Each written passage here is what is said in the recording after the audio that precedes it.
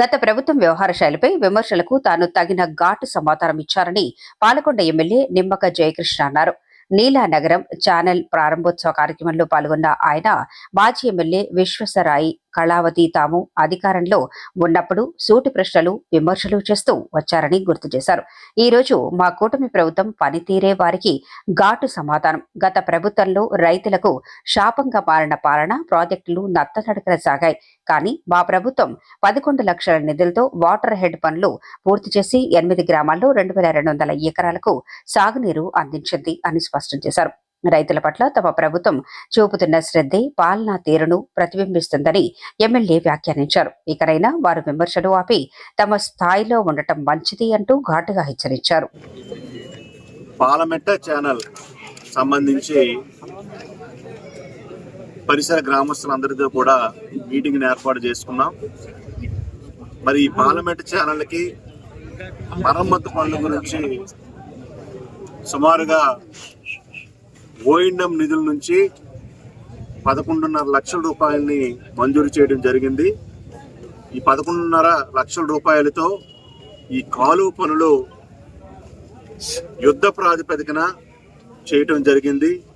సుమారుగా 2200 ఎకరాలకి నీరు అందించే ఈ పార్లమెంట్ ఛానల్ని ఈరోజు ఓఎండం నిధుల ద్వారా మంజూరు చేసి పనులు ప్రారంభించి పూర్తి కూడా చేసుకోవడం జరిగింది. ఈ కాలువ ద్వారా ప్రతి ఎకరానికి నీరు అందించాలన్నదే ప్రభుత్వ ఉద్దేశం. అలాగే మరి ఎమ్మెల్యేగా మరి ఈ ప్రాంతానికి, మా ప్రాంత రైతాంగానికి ఆదుకోవాలన్నది ఉద్దేశం. ముఖ్యంగా మరి శాశ్వత ప్రాతిపదికన ఏదైతే ఈ పార్లమెంట్ ఛానల్ ఆధునీకరణకు సంబంధించి సుమారుగా ఒక 4 కోట్ల రూపాయలు ఖర్చు అవుతుంది. ఇప్పటికే గౌరవ ముఖ్యమంత్రి గారి దృష్టిలో పెట్టడం జరిగింది.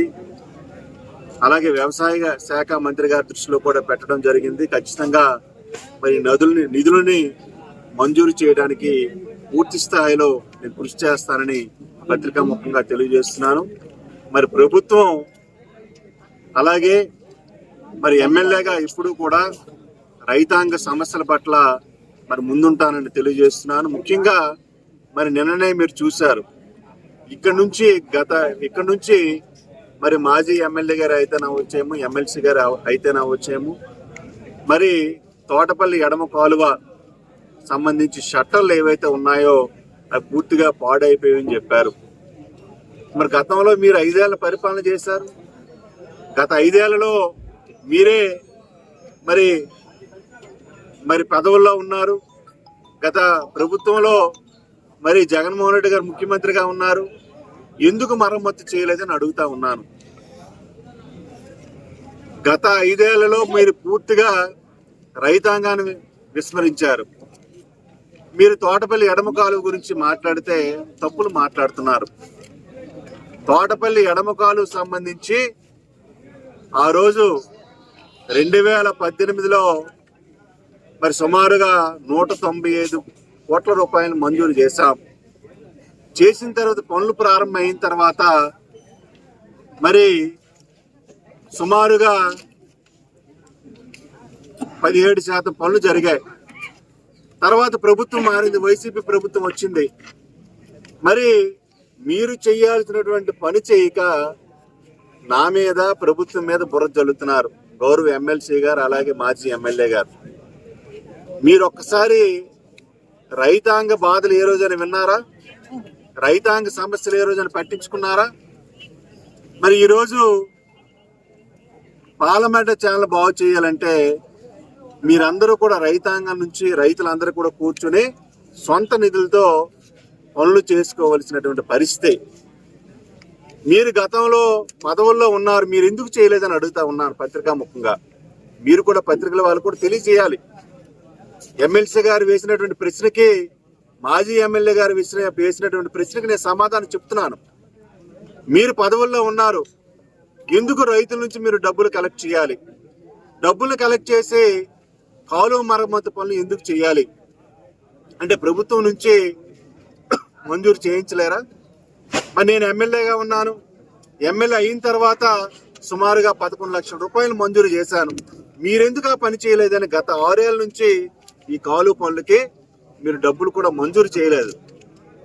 మరి ప్రభుత్వంలో గతంలో ఉన్నారు, మీరు పదవుల్లో ఉన్నారు.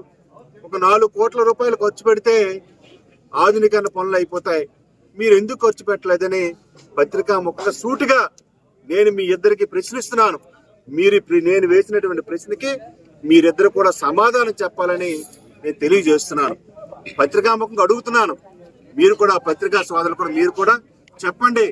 ఎమ్మెల్యే గారు ప్రశ్న వేశారని మీరెందుకు అభివృద్ధిపై దృష్టి పెట్టలేదు? గతంలో రోడ్లు ఏ రోడ్డుకైనా మరమ్మతులు చేశారా? ఏ రోజు కూడా చేయకుండా మీరేమో పత్రికల్లోన టీవీలోన మాట్లాడుతూ ఉంటారు. పని చేసి చూపించండి, ప్రజలు మిమ్మల్ని కూడా మెచ్చుకుంటారు. ఈ రోజు మేము పని చేశాం కాబట్టి ప్రజలు మమ్మల్ని స్వీకరిస్తున్నారు. కాబట్టి దయించి తప్పుడు ప్రచారం చేయవద్దు, మా మీద తప్పుడుగా ప్రచారం చేయవద్దని నేను పత్రికాముఖంగా ఇద్దరికి కూడా తెలియజేసి సెలవు తీసుకుంటున్నాను.